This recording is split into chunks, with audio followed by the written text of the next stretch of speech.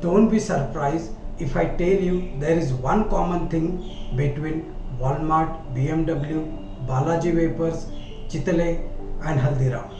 All these were family businesses once upon a time, and there are number of family business around us. They are struggling to grow beyond certain points.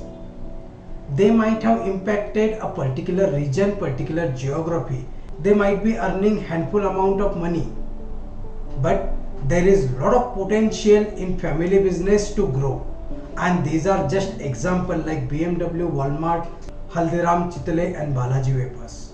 You have the family business and you want to know how you can restructure it and how you can reach to the new level of success, then this video is for you.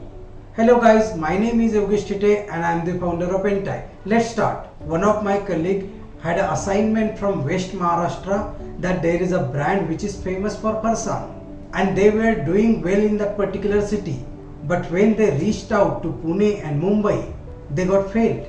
So we know a lot of city centric family owned business, they are doing absolutely great in particular geography, but when they try to scale it up to the new geography, new market, new product line, most of the time these people has to struggle, and there are basic problems which we need to identify. All the family business owner must be knowing this problem, but they are failing to identify solution and implement the solution. Let's talk about top 5 problems which are faced by the family businesses who are struggling to grow. First is the family business owner spends maximum amount of time in the operation, in doing tasks and managing all the floor operation. Second thing is most of the things are manual. Invoicing is manual, record keeping is manual, inventory is manual, accounting is manual. Most of the things are manual, and that consumes most of the time in doing all this work. The third biggest reason is technology adoption. They might be scared about using the new technology. They are satisfied with whatever they are getting right now, and that is the reason they don't want to shift. They don't want to use the technology. The second reason why there is less technology adoption is they have to learn the new technology, and that is the biggest challenge. Fourth and most important problem with the family owned business is risk appetite. I am again saying that they might be satisfied with whatever they are getting right now, and that is the reason they don't want to take the risk. That doesn't mean they are right or wrong. They have been grown in an environment wherein they believe not to take the risk. But if you want to scale it up, they have to take the risk. Even while starting a family business, somebody has taken a risk of starting a business. The fifth and major point is lack of vision. All these family owned businesses might have story how they have started their business, and there was no vision. I understand that time you might not need to keep the vision, but in this competitive market right now, to grow at a certain level, to achieve something, you need a path, and vision could be that path. If we solve all these 5 problems, I am quite sure that you would reach from 1 to 5, and there could be lot many problems which can be different to different family owned business. If you identify that and if you work on that, you can reach from 5 to 10 as well. Now the next question is, what are the solution to this problem? There is no solution which we can implement right now and at the same time. There has to be phases. Some solution has to implement today, some tomorrow, some day after. Let's talk about small steps which can help you to get ready to restructure your family business. The first thing is we need to identify the non-performing assets. You might be owning a factory or shop or anything. Which are the assets has been invested long back and these are non-performing. Think how you can make these non-performing assets to a performing assets. This won't need an investment. This would need only your critical thinking and the time. That is the first step. Make non-performing asset to the performing asset.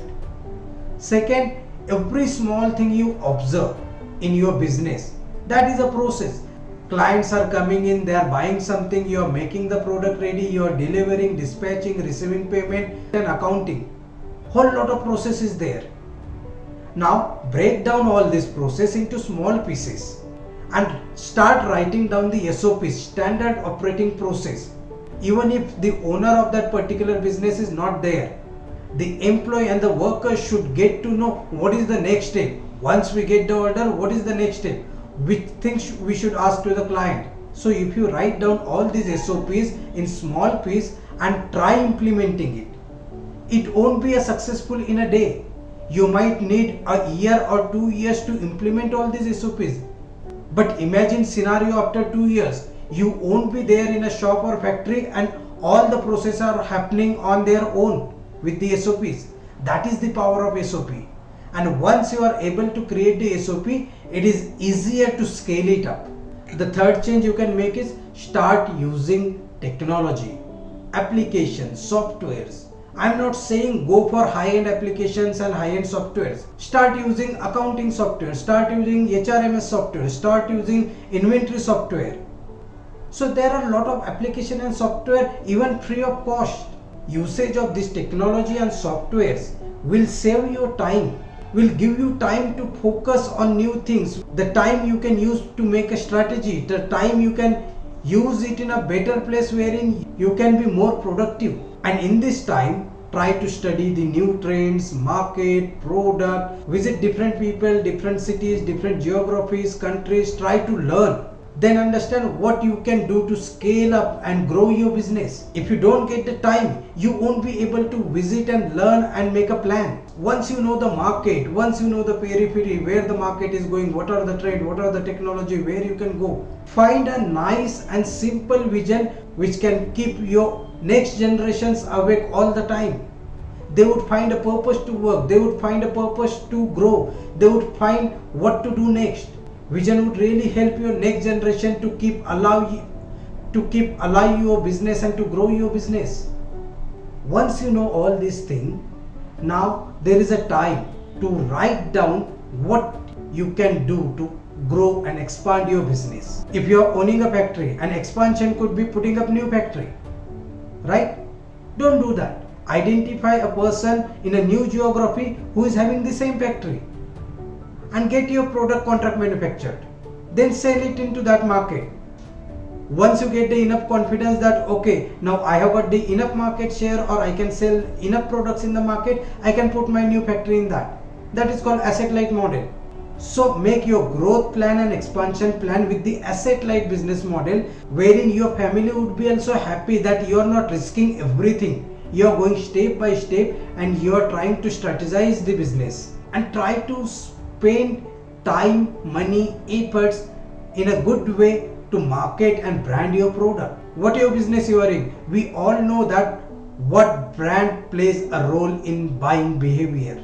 These are not direct solutions. These are the strategies or ways how you can be ready to restructure your family business. I hope you like whatever we discussed today. If you have got any query, questions, feedback, you can write in a comment box. Please like, share, comment and subscribe to our YouTube channel. Thank you. See you again.